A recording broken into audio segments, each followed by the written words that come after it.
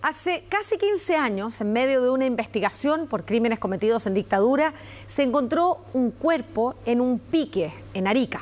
Desde entonces comenzó la búsqueda para dar con la identidad de esa persona y esas diligencias permitieron descubrir algo más terrible: una serie de desapariciones de personas homosexuales en el norte del país. Hecho confirmado por un funcionario de la Armada y que reveló ocultos crímenes de odio. El reportaje es de Florencia Valenzuela y Daniel Vera.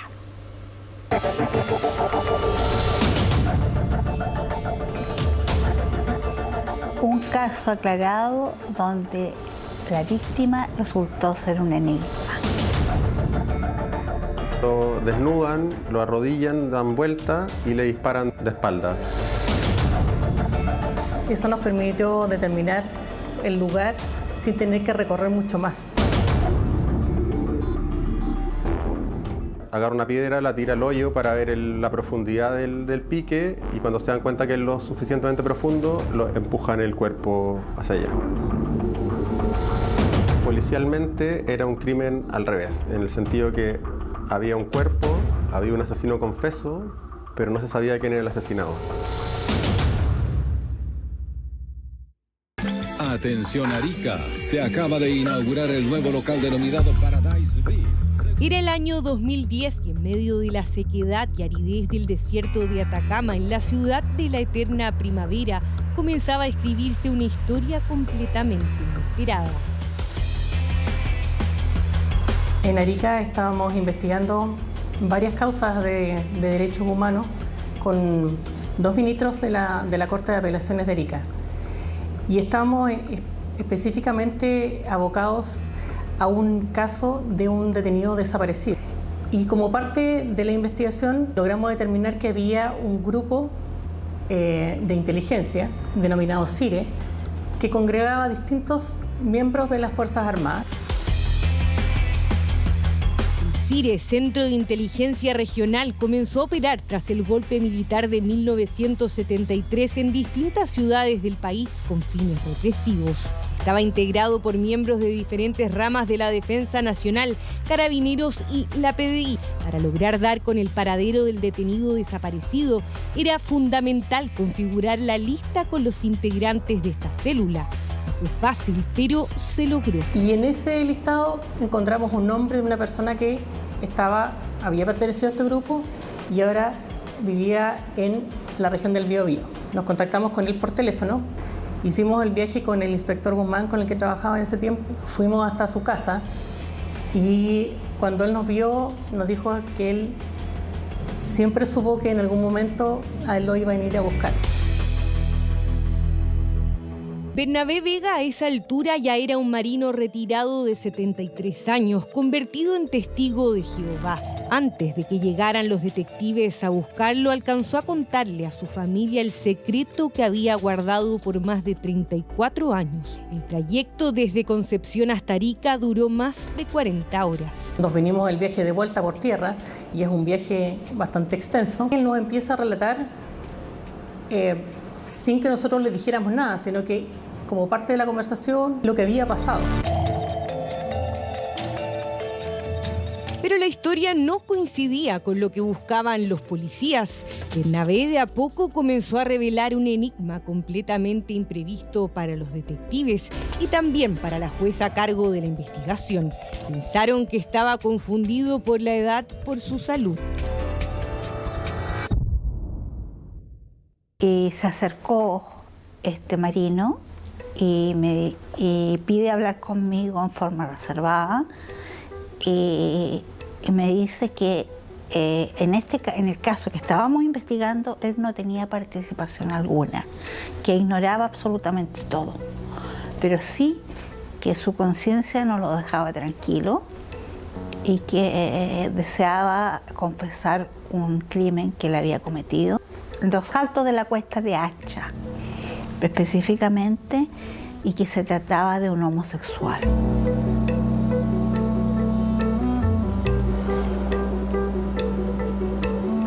Era 1975, cuando el CIRE, Centro de Inteligencia Regional, comenzó a detectar que un homosexual, según señala la investigación, estaba pervirtiendo a los conscriptos.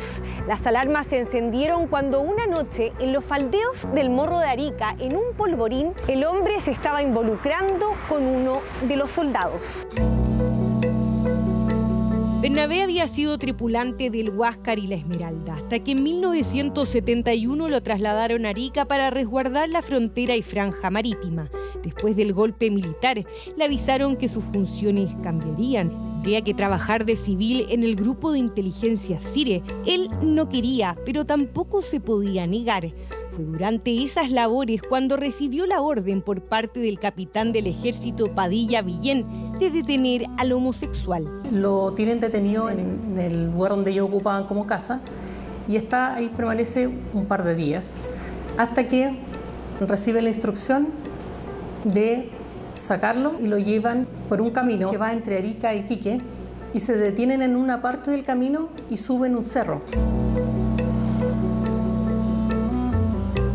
Ya habían unos piques o unos hoyos que se ven profundos. Primero le habían sacado la ropa y la ropa la habían enterrado en un pique. Y luego lo hicieron caminar y a una distancia muy cerca le dispararon en la nuca. Y el cuerpo lo tiraron a otro pique. Bernabé le relató a la jueza que antes de llevarse al hombre a los piques le pidieron que escribiera una carta a su familia reconociendo su condición de homosexual y anunciando que se iría al Perú. Toda la historia les resultaba curiosa. No tenían antecedentes de ejecuciones cometidas por agentes del Estado por la orientación sexual. Por el hecho de ser homosexual le habían ordenado darle muerte. Y eso hasta el día de hoy le pesaba. Entonces inmediatamente yo le pregunto si él sería capaz de llevarme a ese lugar donde estaba, porque ya en ese entonces la carretera ya había sido cambiada, digamos. Y me dijo que él creía que sí. Entonces yo le exigí más detalles.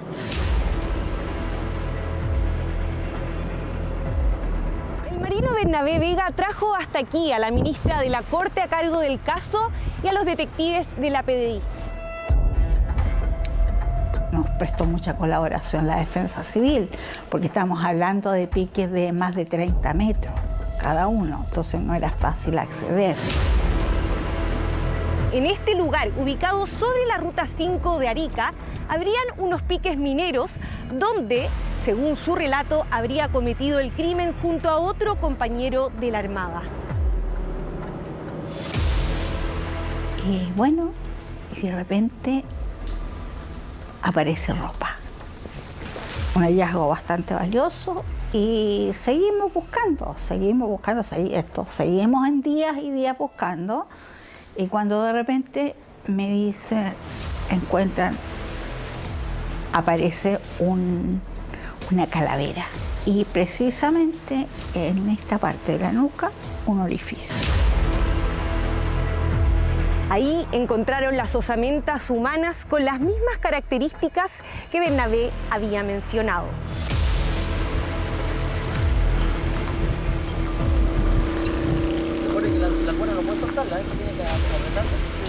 Lo complejo de esto era que teníamos el cuerpo, estaban los autores, pero no teníamos la identidad. Entonces, como un homicidio al revés, en que en general se conoce la identidad de la persona fallecida, pero la del autor es el que hay que tratar de determinarla, y aquí era lo contrario. Tras el hallazgo comenzaron un proceso para intentar identificar a la víctima. El problema es que Bernabé no recordaba su nombre, solo que su apellido podría ser Tejo o Trejos. Fue así como un perito especializado realizó una reconstrucción facial. Una vez finalizada, publicaron un particular anuncio de búsqueda en el diario La Tercera y La Estrella de Arica.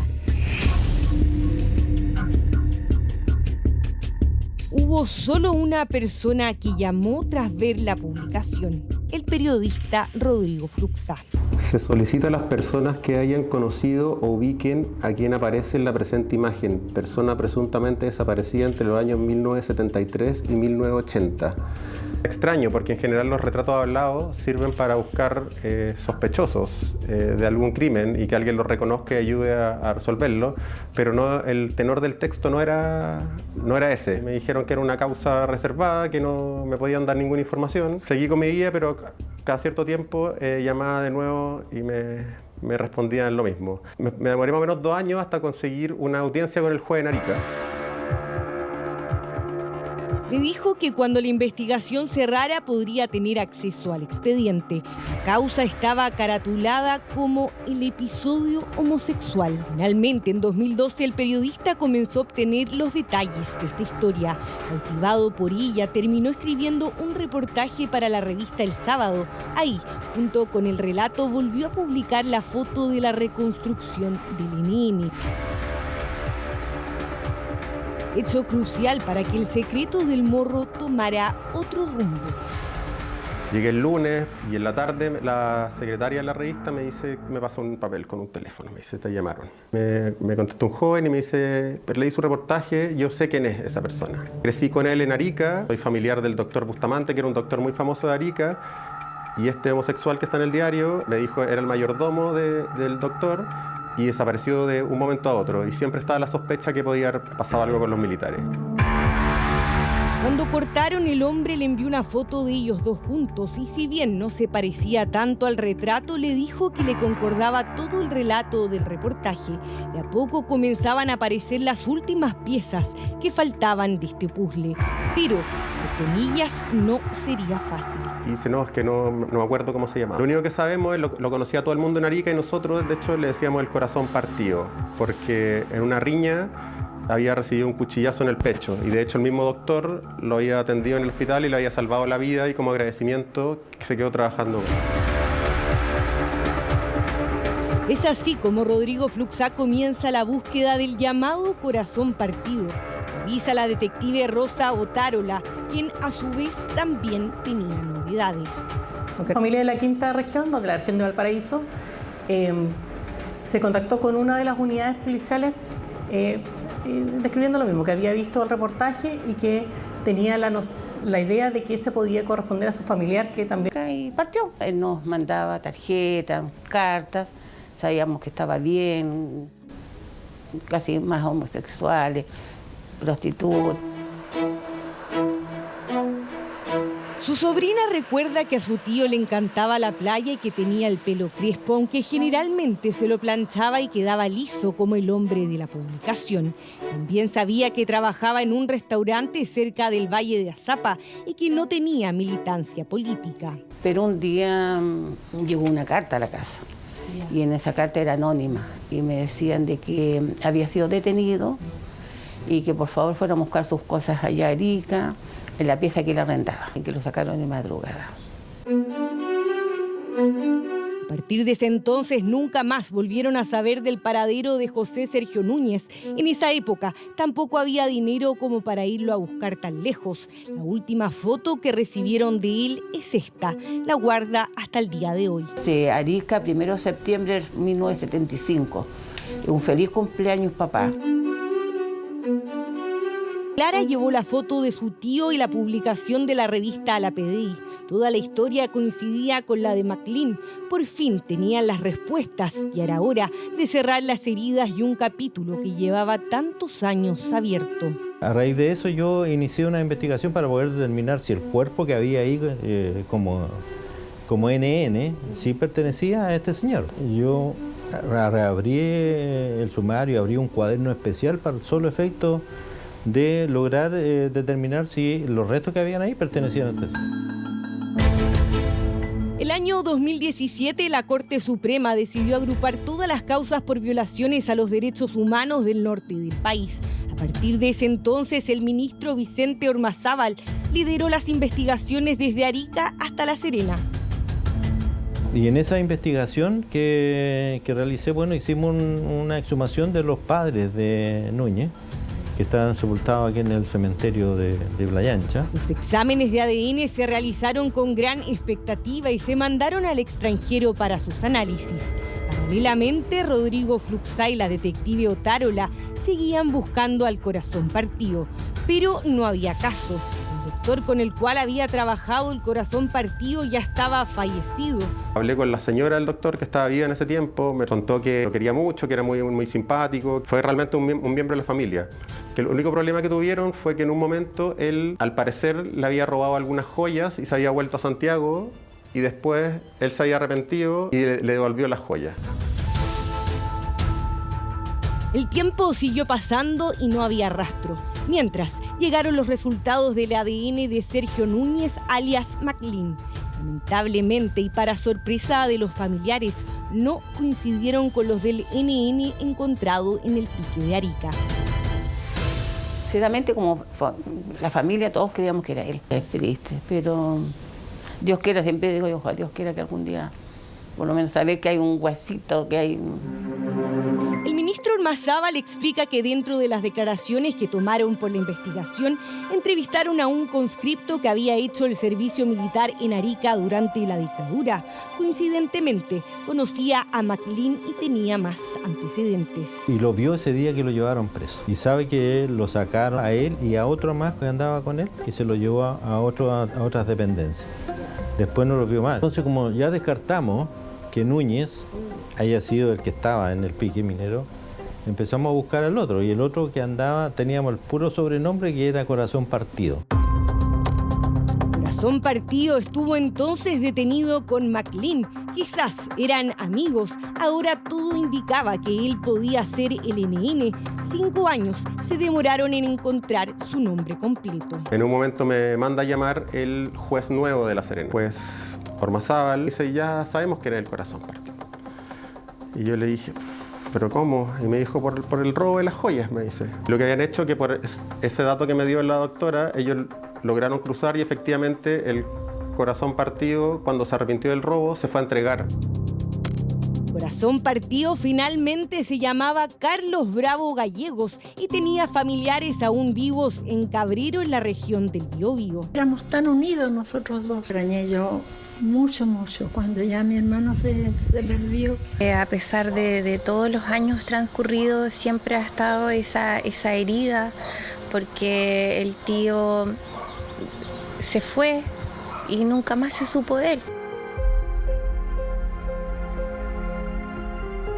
Carlos Bravo, o Corazón Partido, era un excelente dibujante y pintor. Lo describen como un hombre trabajador y viajero que iba y volvía. Se fue a Santiago a trabajar como jardinero, luego a Arica. Desde ahí no supieron más de él. La familia sabía que era homosexual y que por eso había elegido irse al norte. Él me contó que él por eso tenía eso de irse, de ser bohemio, porque no aguantaba mucho ahí en la casa. ¿Qué le pasa a usted al pensar que pudieron haberlo asesinado solo por el hecho de ser homosexual?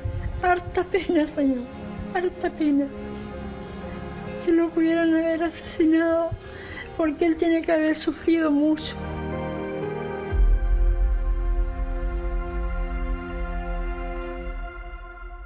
El ministro Ormazábal ordenó la exhumación de los padres del Corazón Partido para conseguir las muestras de ADN. El proceso para obtener los restos ha sido lento y dificultoso. Pronto se sabrán los resultados que podrán dar un final a esta historia, o quizás no. Todavía no sabemos los resultados, pero se mantiene la esperanza.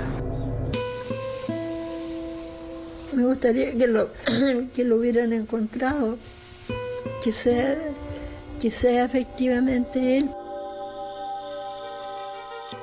El marino Bernabé Vega en 2016 fue condenado junto a otro funcionario de la Armada por haber matado al NN. Estuvo solo unos días preso por su irreprochable conducta anterior y por dar colaboración efectiva. Fue él quien reveló que el hoy fallecido capitán Padilla le había dado la orden de ejecutarlo. Sin su confesión, es que el cuerpo podría seguir en los piques y nadie sabría de la persecución a homosexuales en dictadura. Bernabé falleció hace algunos años sin nunca poder recordar cuál era el nombre completo de quien se le ordenó matar. Hicimos todo lo posible para ubicar la identidad, pero nadie la sabía, nadie. Y yo nunca supe la identidad de él hasta el día de hoy. Más allá del final en particular que tenga esta investigación, lo relevante es que hay 3 casos distintos de personas que fueron asesinadas por esto. Y eso lo hace algo sistémico y no una anécdota ni una excepción. 2 personas donde no se sabe dónde están sus cuerpos, una tercera de la cual hay restos pero no identidad. Los 3 homosexuales desaparecieron en Arica. Rodrigo Fluxá esta semana lanzará un libro con la esperanza que su difusión ayude a descifrar el secreto del morro. El libro se llama Corazón Partido.